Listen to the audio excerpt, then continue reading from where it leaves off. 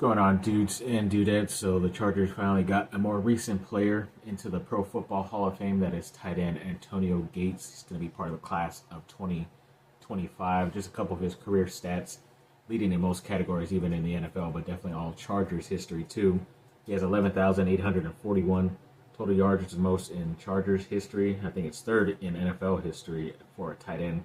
Receptions, he has 955, which is most in Chargers franchise history, and receiving touchdowns of 116 is the most in the NFL in NFL history, by a tight end too. And then they also had put out a stat of the most touchdowns scored since 2000 of all players who have played recently, and both him, LaDainian Tomlinson, and Antonio Gates made the list. Of course, LT at number 1 with 162, and Gates they're at 116 at number 6. So yeah, that's pretty cool that they're able to get onto that list, and yeah, still have those records as far as total touchdowns. I believe Derrick Henry, Mike Evans, and Devontae Adams are right under Gates, right there in the top 10. But yeah, it's gonna be tough to try to beat LT's total number, because even Peterson couldn't do it, and obviously he doesn't play anymore. But yeah, it's awesome that they're still able to keep those records, at least for now. And I think when it comes to the class of 2026, I think Phillip Rivers is a guy who's eligible, an ex-Charger for that class. Even Jarrell Casey,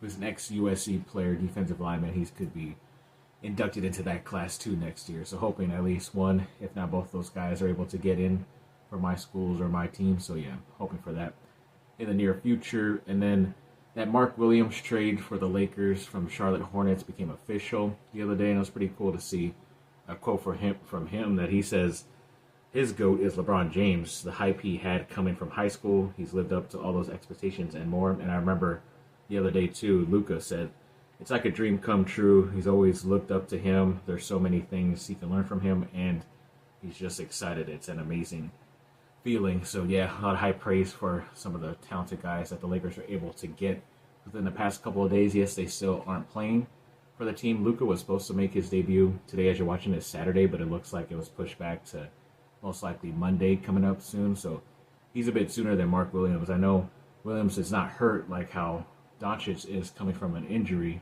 but I don't know when he officially got, I think that trade became official like a day after, so they would have had to wait anyway, so he wouldn't have been able to play in that Warriors game. There's a possibility he might be able to play in today's game Saturday, so you never know, but hoping to see these guys out there, especially the ex-Duke guy and Williams too. That would be pretty fun to see. But speaking of that Warriors game, yes, the Lakers did get that victory at home, 120 to 112. LeBron had 42 points, 17 rebounds, and 8 assists. He's the oldest player in NBA history to score 40-plus points, and I believe there's only one other person who, that's weird, that stat came out, it said he's the oldest player to score that, but then they brought out stats of Michael Jordan, where he scored 43 points also, when I think he was at age 40 also. So I don't know why the Lakers put out that thing. It just confused me, because then all the stats after that were comparing him to Michael Jordan, of course, and they were the only guys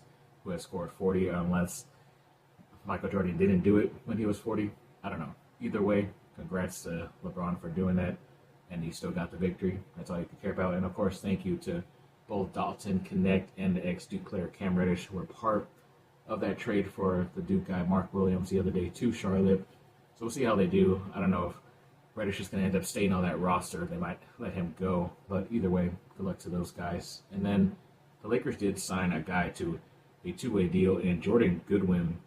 I don't know if he's exactly from their South Bay Lakers G League team or from somewhere else, but I know they have technically another roster spot, or this could have been the spot that got taken up. So I don't know if there's another move later. They're just waiting for guys to get bought out or someone else to become available. So we'll see what ends up happening on the buyout market for them. And I believe it was FanDuel Sportsbook wrote out like the best odds or what people are betting on for the winners of the college basketball national championship, and Duke is the second highest. So I guess people are betting for Duke to win, at least the second best. But it's kind of weird that Auburn is ahead of them at number 1, even though Duke did play and beat Auburn earlier this season. So I just kind of would take Duke in that scenario, in my opinion, of course. But we'll see how it ends up happening, because this Duke team seems legit.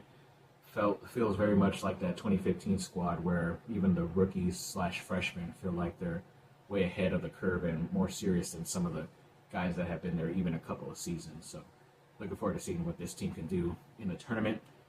And then, Marvin Bagley, an ex-Duke player, was recently traded to the Memphis Grizzlies and part of a pretty big deal. So, he came from the Wizards. So, congrats to him. We'll see if he ends up sticking. And if not, then maybe the Lakers could be a buyout candidate for him also, because he should be pretty cheap because of those aprons of how much money the Lakers are paying at certain thresholds. They can only get certain players if they're making a certain amount of money, and I think he is under that certain amount. So they should be all right and be able to sign him. And then a couple of Duke players, especially pretty recently, are leading in the month of January in three-point percentage, the NBA. Of course, Grayson Allen at 53% and Luke Kennard of Memphis at 55.2%. So, those guys are, of course, balling. I've always tried to get them on the Lakers team, but, of course, they never made a trade, and now they always have to play against them because they're on the west side, so I always have to see them play at least 2 to 3 times, those teams, especially Grayson Allen, because it's a Pacific Division with the Lakers. It's always almost 4 or 5 times a season, so that's always tough, especially when he does have a good game against my Lakers. But congrats to those guys on having a hot January and hopefully continuing for their teams. I almost said schools, but continuing for their team heading into the playoffs. And then the Duke women's basketball team, they played against Clemson the other day and got that victory 74-55, so that was good to see.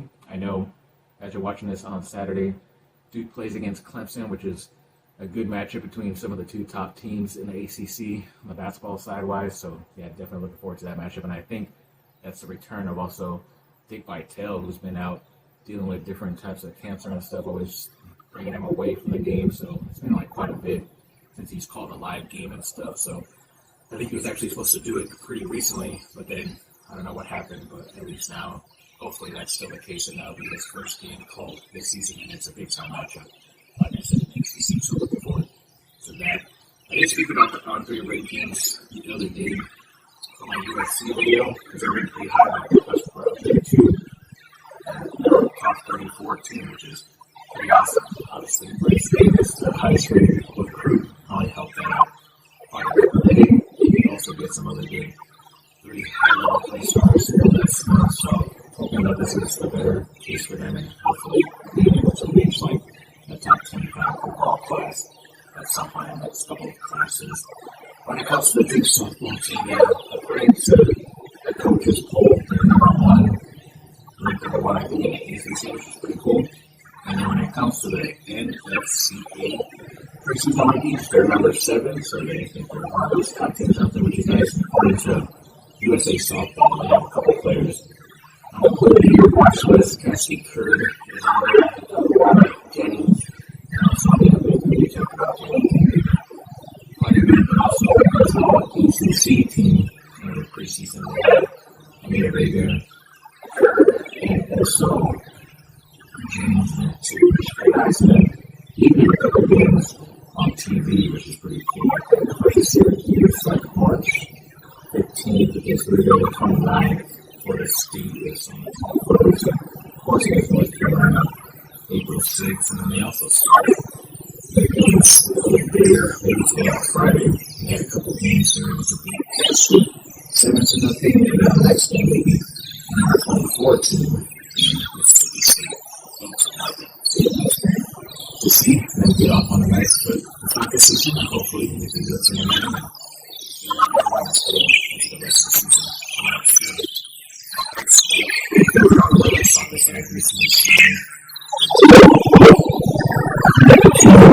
a football club or a football club. The guard.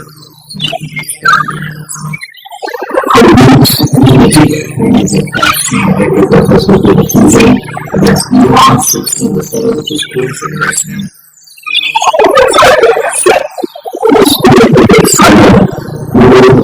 Tourism. 5.55 meters. That's our first place.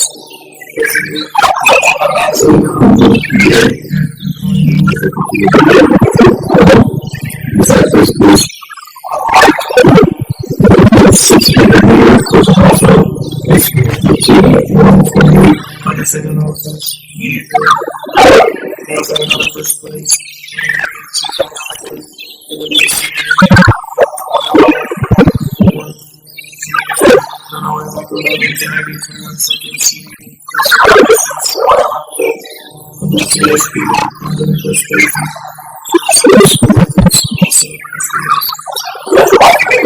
Subscribe, comment down below, and there's everything. Let's go do